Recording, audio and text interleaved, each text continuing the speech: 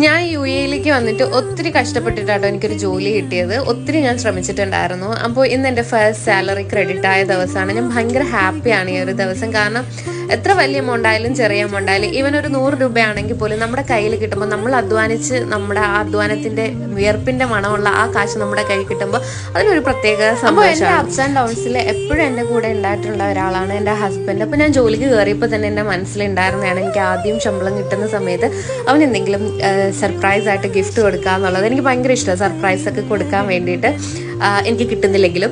അപ്പോൾ ഞാൻ അവനൊരു വാച്ചാണ് മേടിച്ചത്. എൻ്റെ മനസ്സിൽ ആദ്യം അതാണ് കേട്ടോ വന്നത്, വാച്ച് മേടിക്കുക എന്നുള്ളത്. അപ്പോൾ ഞാൻ വാച്ചൊക്കെ മേടിച്ച് വീട്ടിലേക്ക് പോവാണ് കേട്ടോ.